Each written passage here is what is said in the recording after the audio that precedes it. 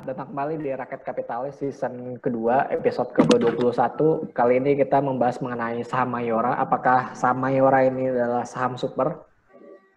Kita akan membahasnya secara lebih mendalam di episode kali ini.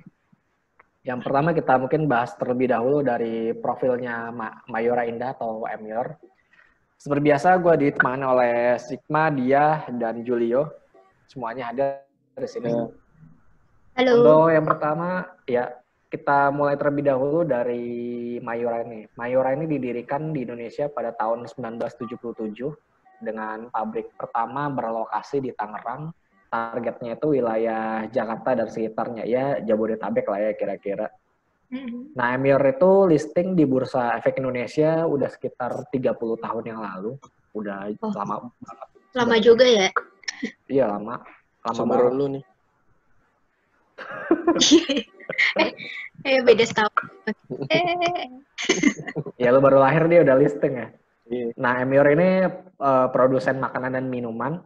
Produknya ini udah tersebar di 5 benua. 5 benua. Ya dia udah terkenal banget lah sebenarnya. Kalau udah nyebar produknya di luar negeri udah banyak. Nah, kenapa Mayora? Mayora ini mendapatkan keuntungan dari pelemahan rupiah karena 30-40% penjualan perusahaan berorientasi ekspor. Jadi dia tuh sebenarnya kalau misalnya rupiah melemah ya dia dapat apa? Keuntungan. Forex gain. Dapat forex gain. Kemudian yang kedua, dia punya produk yang udah dikenal puluhan tahun di Indonesia serta terus mengembangkan produk. Ada yang tahu nggak satu produknya aja apa? Kopiko. Kopi kapal api. Kopiko. Gue pernah ke pabriknya soalnya. Visit. Yang paling baru mungkin Le Minerale ya. Oh, baru tahu saya. Yang ada manis-manisnya gitu. Beng-beng sih yang masih awet. Iya. Banyak anjay. Yang terakhir ini yang paling hebat sih satu sih. Tingkat utangnya terjaga. Dia benar-benar bisa maintain utangnya dia dengan sangat sempurna kalau bisa dibilang untuk perusahaan yang besar. Nah, Mayora ini publiknya itu saham yang dimiliki publiknya cuma 16%, nggak begitu besar. Iya, free float-nya. Iya, nggak besar. Soalnya si Pak Jogi Hendra Atmaja ini ownernya Mayora punya saham 25%. Di PT Mayora Dana Utama 26% dan PT Iunita Branindo 33%. Menurut gua pribadi sih ya ini pasti di antara 2 perusahaan ini ada saham Pak Jogi juga sih menurut gua. Jadi itu investment tesisnya, langsung aja kita bahas ke produk-produknya Mayora. Nah, untuk divisi biskuit dia ada Better, ada Coffee Joy, ini gue kurang begitu tahu ya. Danisa, ada Jam Ojem, ini gue juga tahu. Malkis, iya ini pasti udah tahu lah Malkis. Roma, nah ini sering banget iklannya biskuit Roma. Nggak mungkin lo nggak tahu biskuit produknya kelapa dia. ya. Biskuit kelapa, crackers segala macam ada aja. Terus Royal Choice ini gue baru tahu juga sih. Slay Olay itu juga pasti tahu. Slay Olay, Wonderweight. Baca bener nggak sih gue Wonderweight? Iya. Baru ya kali.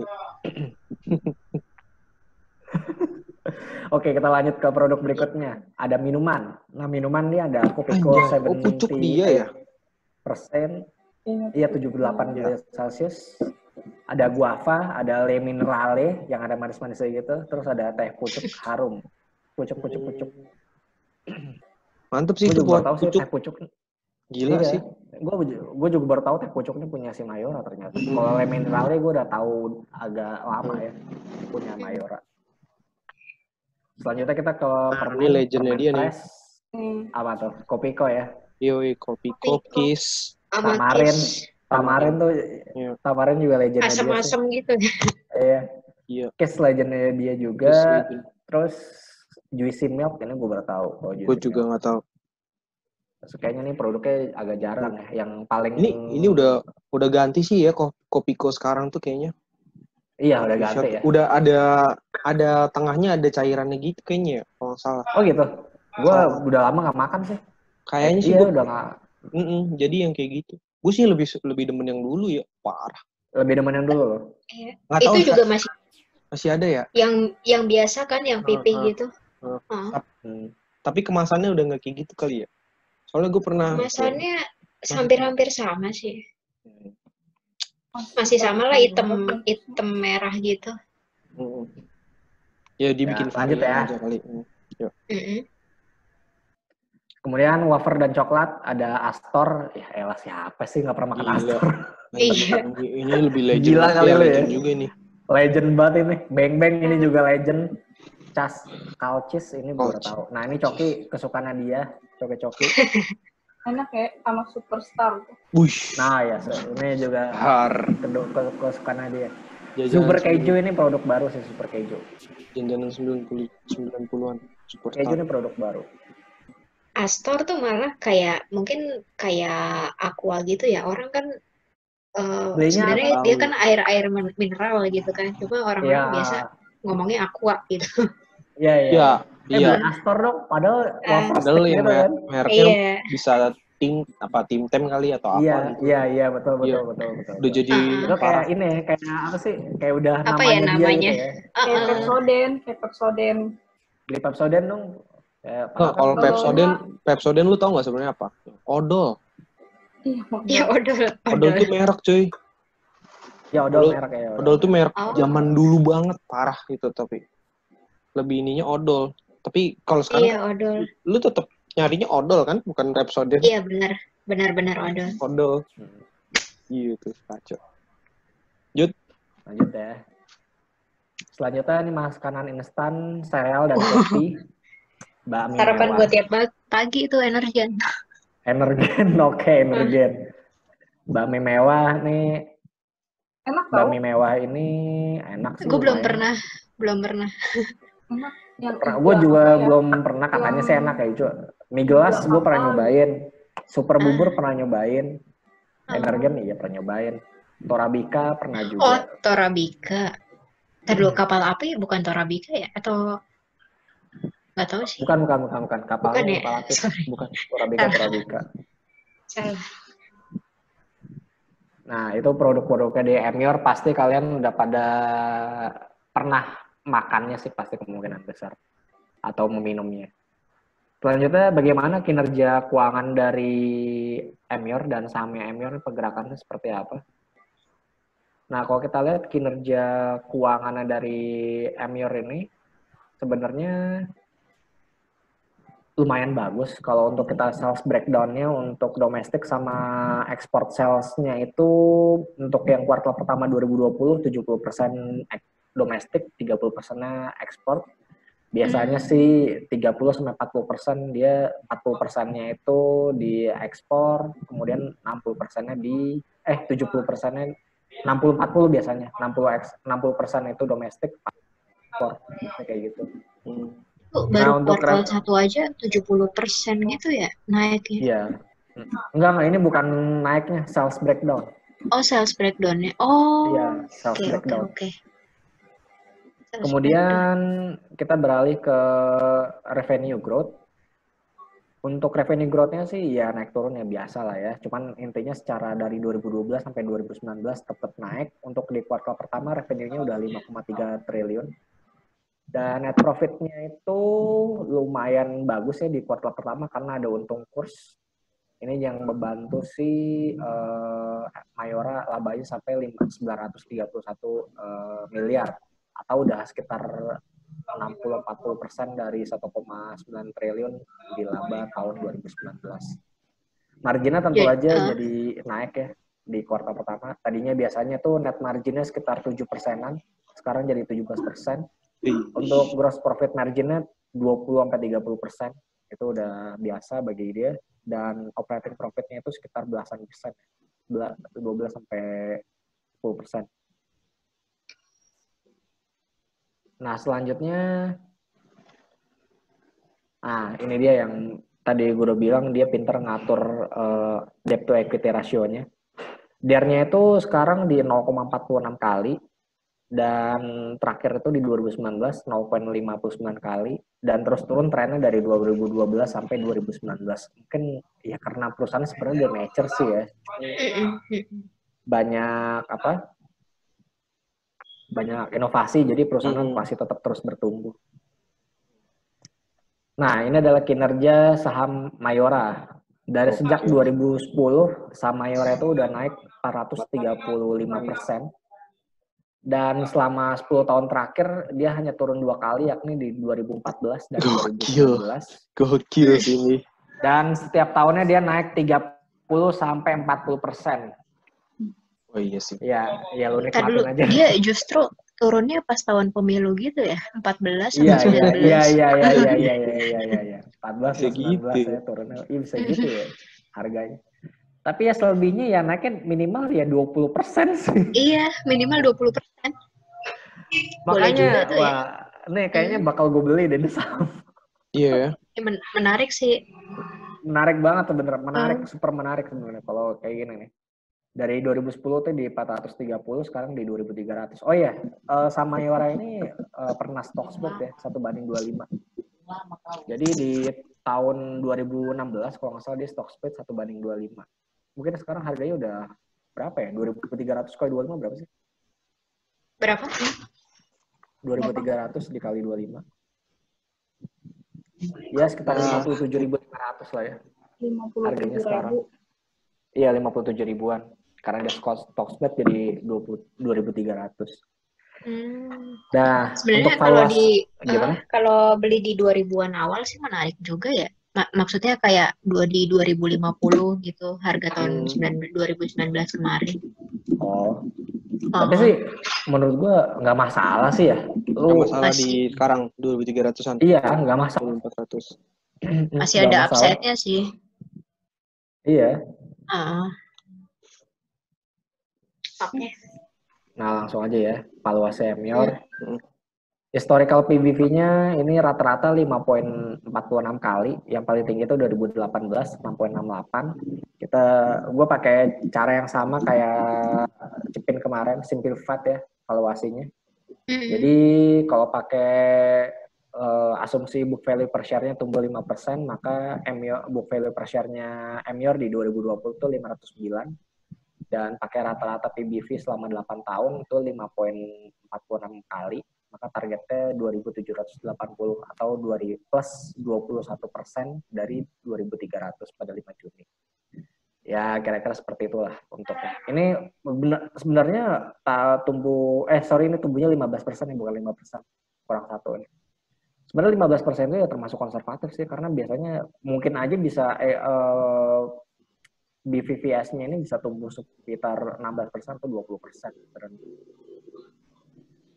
Nah, langsung aja kita ke market preview. Nah, market preview ini kita bentar ke ISG. Nah, ini ISG karena sudah mengalami kenaikan yang cukup signifikan dan sekarang udah di area 5.000, udah menyamai level pada tanggal 7 April 2020. Kemarin udah sempat 5.000 ya. Apakah akan melanjutkan penguatannya? Silakan opininya. Sama. Lanjut.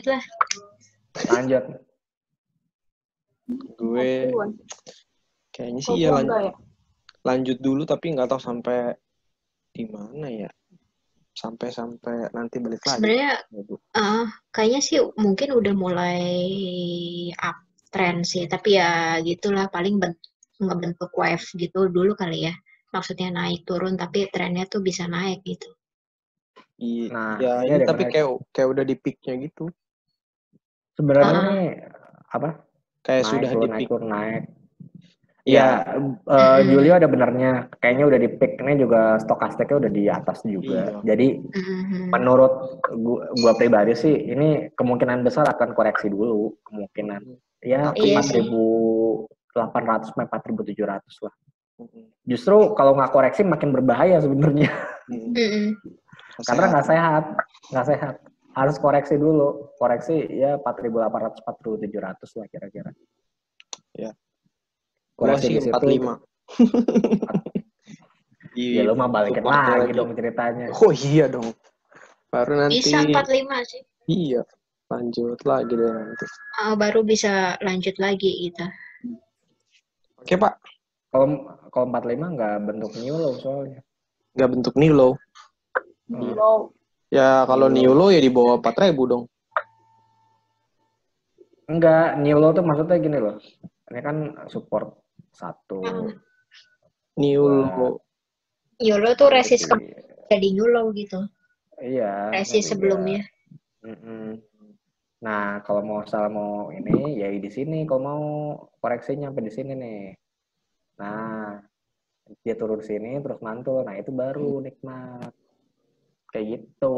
Iya, turunnya nggak. Iya, supportnya terus naik. Kayak gitu loh maksudnya. Jadi gue percaya akan ada kejutan di saat semua orang nggak memprediksi itu. Iya. Lo nggak lihat Dow Jones Futures udah berapa naiknya sekarang? Iya sih.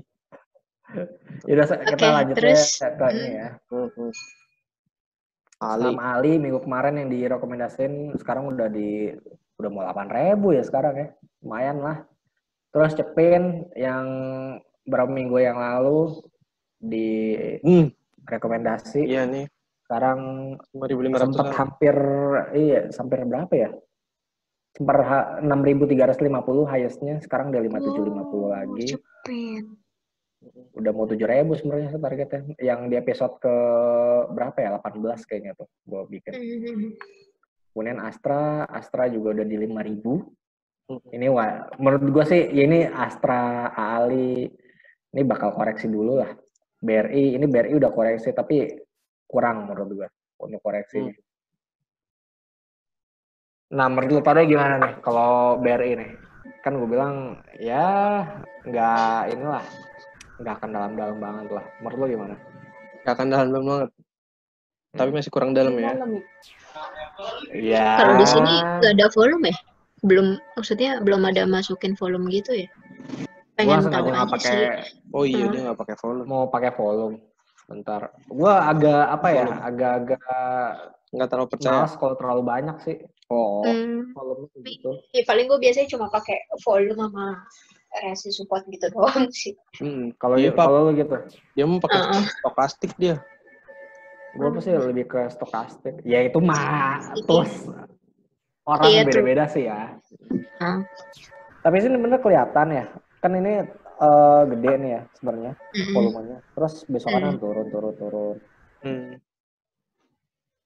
Ya kalau secara lumayan kuat sih. 2.500 dulu ya. Apa? Kok kayaknya balik ke 2.500 dulu ya. Mantap. Lu udah bangun belum sih deh? 2.500. Kalau 25 sih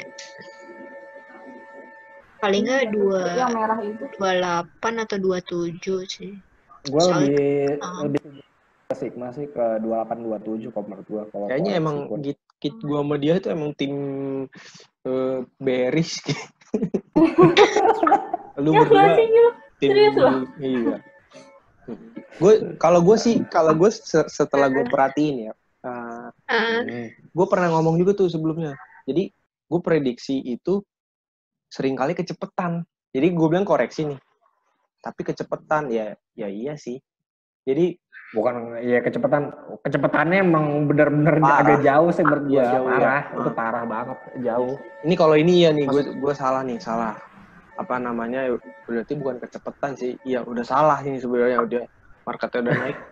Tapi kan sebenarnya dia naiknya ini ya lumayan sih ya.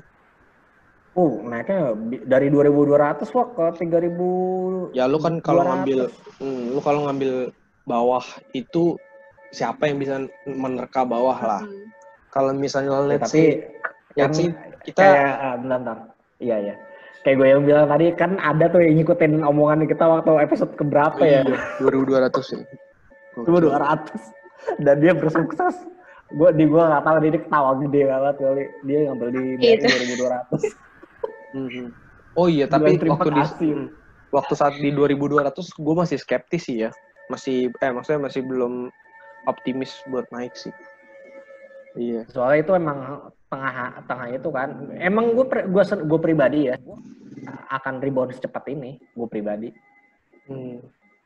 Gue mikirnya kenceng banget ya. Itu gue mikir BRI itu akan terus turun ke 2000 malah kalau menurut gue. Waktu itu ya, waktu gue emang udah punya BRI, cuman average-nya di 2.600-an kan. Terus tapi gue diemin, maksudnya yaudahlah, udah 2.200 mau diapain? Di cut loss juga percuma. Gue mikirnya kayak gitu, jadi gue diemin aja. Dan ternyata dalam kurang dari 2 minggu udah ke 3.200 aja. Iya. Nah dengan begini harusnya worry sih orang, harusnya ya. Nih gue ibaratnya gue di 2.200 aja atau di 2.400 gue masih worry. Masa di 3.100 lu nggak worry? Karena gini, maksud gue emang saham bisa kayak gitu sih, perubahan trennya bisa kayak begitu. Iya, memang. Menurut gue ya. Kalau emang kayak gini lah, gini. Ini kan nih saham turun cepet banget nih si BRI.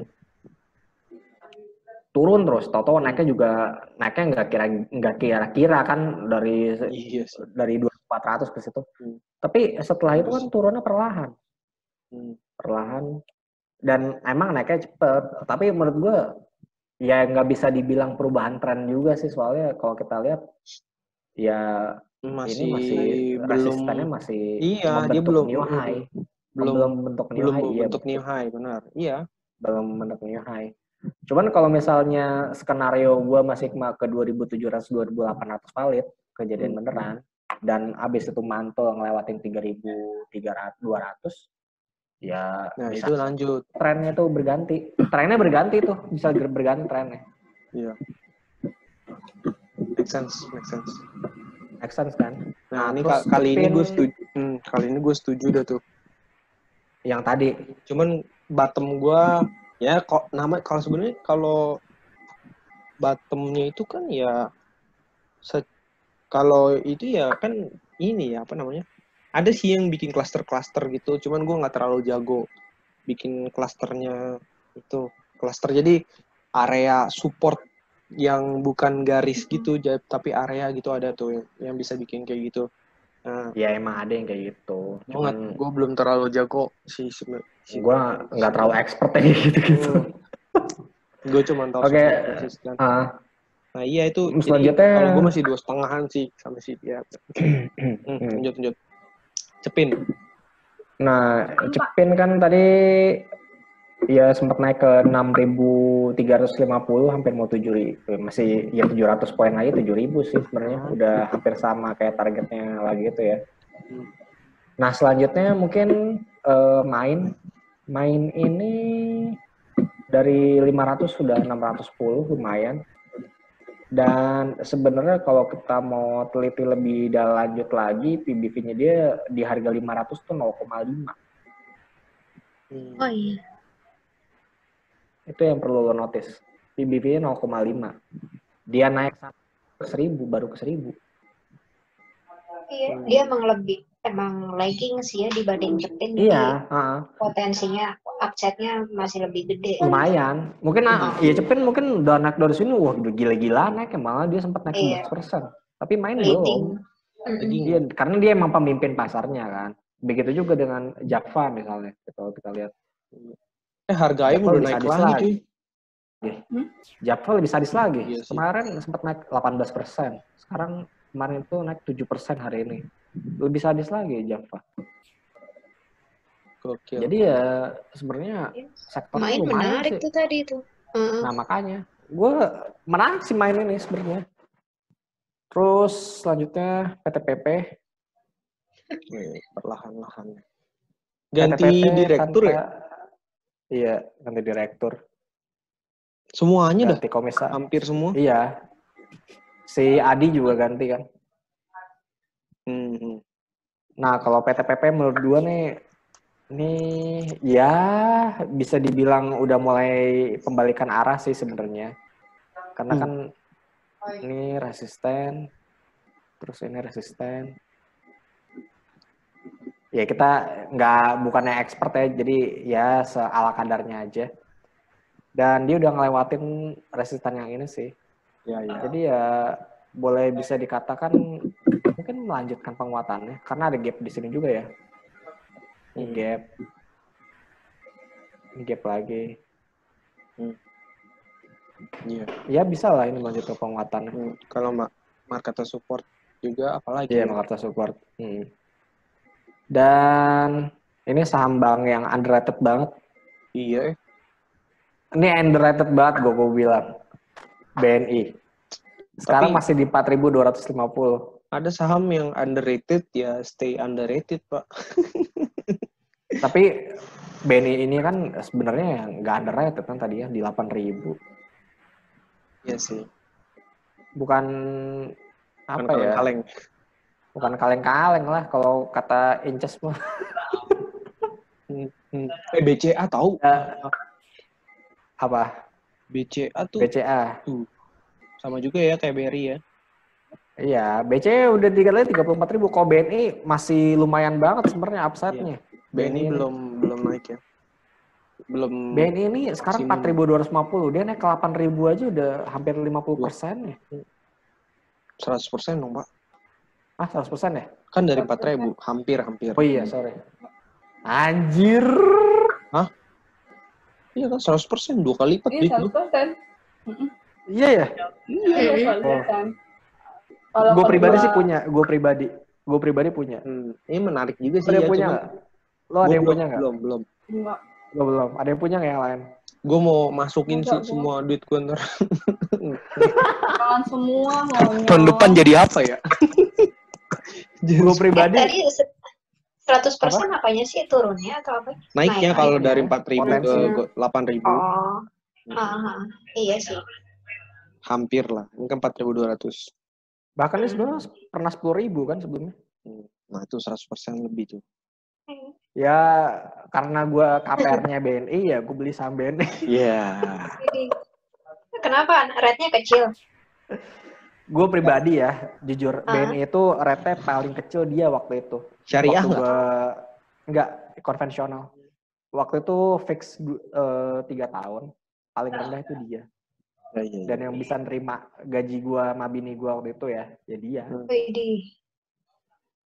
Dan emang sih kok gue bilang menarik banget waktu itu. Pak ini menerima gaji lu sebelum lu pindah apa setelah lu pindah? Sebelum. Wih. Sebelum. Ya. Karena sebenarnya sih emang bisa, cuman mepet banget waktu itu. Sebenarnya bisa ambil KPR, cuman mepet banget. Sebenarnya bisa ngambil KPR. Iya, cuman mepet dalam artian nggak lega gitu roomnya. Untuk nyicilnya? Bukan untuk nyicilnya, iya untuk nyicilnya juga. Cicilannya. Terus? Ya cicilannya tuh sama biaya hidup sehari-hari tuh ngepas banget gitu. Oh, ngepas. Nah, lu KPR apa enggak? KPR kan?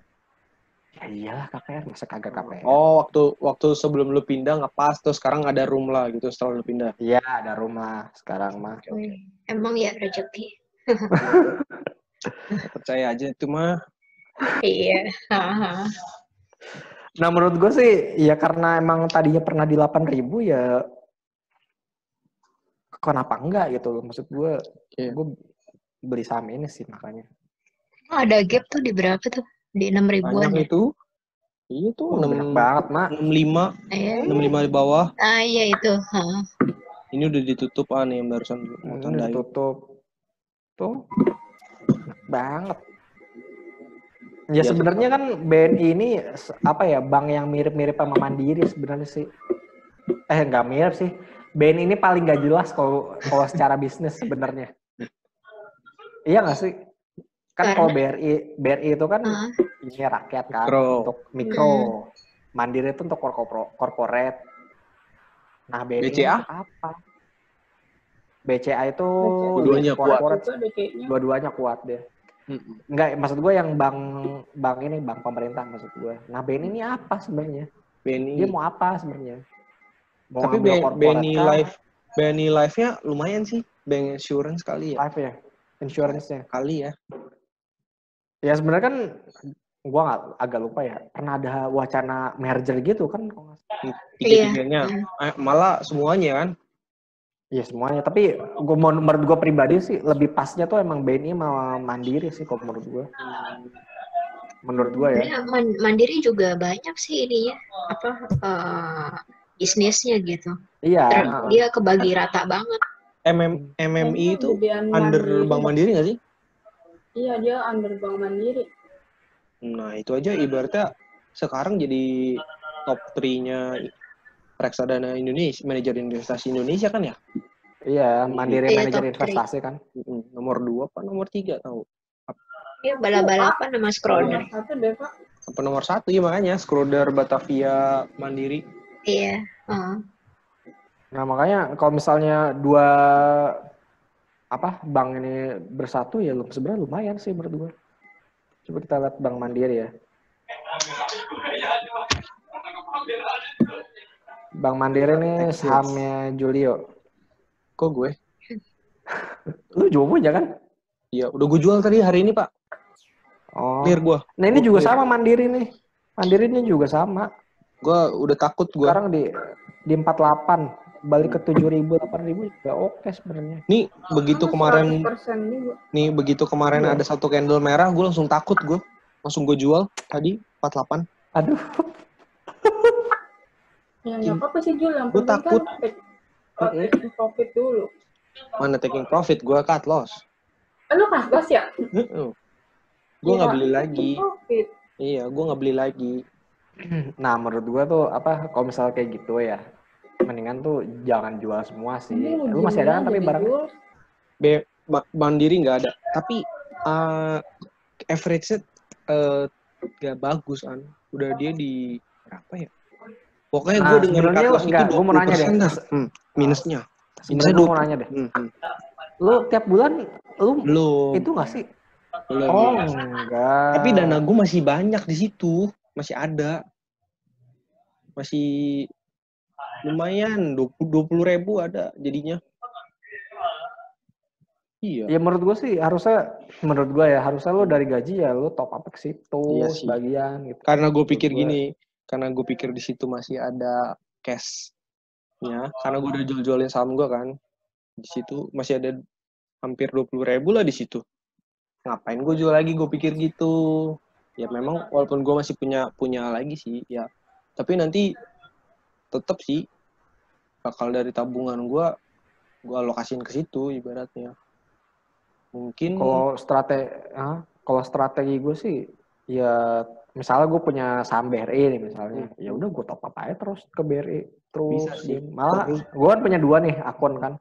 Yang satu yang bukan benar-benar buat invest, yang satu yang bisa ada tradingan dikit lah. Rencana tuh yang invest tuh gue mau beliin Mayora juga sih. Tadi kan BRI gue udah punya, sekarang mau gue beliin Mayora sih. Ibaratnya lu nggak peduli harga ya? Bisa dibilang. Peduli gue. Karena gue ngeliat emang kinerjanya bagus, produknya orang juga udah well known udah puluhan tahun. Ya udah, kenapa enggak? Gitu. Gue sih mikir gitu aja. Bisa sih. Terus gue kayak gue kayak pengen riset dari nol gitu loh nih sekarang. Nah makanya coba deh lo liatin deh, lo buka saham yang di consumer tuh, wah gila, lo lihat deh consumer, terus agriculture, banking, lo lihat valuasi. Nah ini CPO 2.300 coy sekarang, apa 2.400? 2.400. Nah iya, makanya kan minggu lalu kan gue bilang kan Ali kan, ya emang beneran oke. Iya, 2.400. Yang lain nggak ada ya? Ali itu paling gede bobotnya di agriculture. Ada lagi ya, SSMS. LSIP ya? LSIP juga oke lah. LSIP. Konsum. LSIP tuh kalau nggak salah dia nggak punya utang deh. Iya, nggak punya utang ya? Kalau LSIP kan grupnya Indofood ya, kalau nggak salah ya? Iya nggak sih? Iya, benar. Bener kan? Ya deh Pak, gue rencana gue sih setelah gue clear, jebret, terus gue top up, sekian, baru dan ntar. Makanya gue berharap disaster. Ya, gini loh. Ya. Kalau lo berharap muluk-muluk enggak, lo mikir gini, market bigger than you, itu lo pikirin. Iya, benar-benar. Lo misal pun lo ngarepnya, ini bakal jatuh nih, ternyata market nggak bilang itu jatuh, ya udah, mau bilang apa lo juga. Iya betul. Gue juga sama mikir kayak gitu. Saat gue pikir, naik, nggak taunya pasar bilang, udahlah turun aja, ya turun. Market bigger than us gitu loh maksudnya. Ya, kita lihat ya, Pak. Ya, di masa kayak gini. Cuman kayak hampir kristal clear lah. Orang bakal worry ya. Ya lu lihat aja nih indikator kita lah. Ada stokastik. Ada, itu yang kuning MA kali ya? Yang garis kuning itu MA. MA kan. Ibaratnya kalau dia udah crossing sama harga sahamnya itu kalau nggak salah bakal turun lah ibaratnya gitu, ganti ini kan. Yang ganti tren itu MA 50 sama 20 apa ya kalau nggak salah ya. Ini lu MA gue agak lupa teorinya. Ini MA 2 kalau misalnya 50 sama 20 crossing ya itu ini pokoknya MA yang lebih kecil tuh di atas daripada yang MA yang bawah itu golden cross dan bisa ngelanjut penguatannya. Teorinya sih kayak begitu. Iya sih teorinya. Ya untuk, juga kan. Untuk sementara ini ibaratnya bisa kita katakan dari stokastiknya udah oversold lah ibaratnya. Overbought. Ya kan? Nah, makanya tadi kan gue bilang kan mungkin akan koreksi dulu kan. Iya. Soalnya ini emang juga udah kayak gini. Dan koreksi itu wajar kok. Iya. Bukannya minor. Entah itu sampai 47, 48 atau 45 itu koreksi ya wajar menurut gue. Karena emang udah saatnya koreksi. Nah, itulah mungkin yang gue manfaatkan mungkin koreksi itu yang. Ya udah. Kalau 47, 48 ya coba. Atau mungkin 45 ya masuk aja. Kalau gue sih. Nah kalau 45 lah masuk lah gue. 45 gue kalau gue pribadi, iya. Kalau gue pribadi sih, ya udahlah, tahan aja. Iya sih. Cuma gue 4 aja ngelihatnya orang pada naik. Cuan lo enggak. Gitu gue kesel. Sigma gimana Sigma? Lu nikmatin nggak kenaikannya? Ya paling enggak loss-nya berkurang sih. Berkurang. Nah, si Sigma kayak gue kan jadinya berarti. Beneran gak gue apa-apain gitu. Oh, gak lu apa-apain. Enggak gue apa-apain sama sekali. Jual masih juga ya? Enggak. Lu punya saham BRI yang punya Mandiri? Enggak, gue tuh cuma ada Waskita, PTBA, ITMG. Pokoknya sebelum mulai biris-biris kemarin, ya paling overweight di itu sih, di mining gitu. Mining. Terus sekarang minusnya udah veteran gitu? Iya, mungkin ya. Nggak diliatin sama dia. Diliatin berarti sama dia gila. Nggak gue liatin. Antara udah kebanyakan duit atau masih dikit banget naruhnya. Udah tipis juga soalnya pelurunya. Gue sekarang tinggal pegang consumer. Sisanya udah. Apaan? Jual. Unilever tinggal gue pegang. Apa? Kita liatin juga tuh. Ya kalau melihat saham gue ya lihat aja besok reveal kayak gimana. Iya. Ini Pak, udah banyak juga nih Pak. Ya udah ya. Waktunya. Oke, mungkin itu dulu dari gue, Julio, Sigma sama dia. Jangan lupa untuk like dan subscribe Kapitalis YouTube channel. Jangan lupa follow Twitter kita di Rakyat Kapitalis. Kalau ada pertanyaan bisa email kita di rakyatkapitalis@gmail.com. Jangan lupa untuk dengerin podcast di Spotify kita, Rakyat Kapitalis. Kalau ada pertanyaan bisa DM kita di Twitter atau kirim email. Gue Farhan, Julio, dan Sigma dan dia pamit undur diri. Kita akan berjumpa kembali di episode berikutnya. Bye-bye. Bye-bye.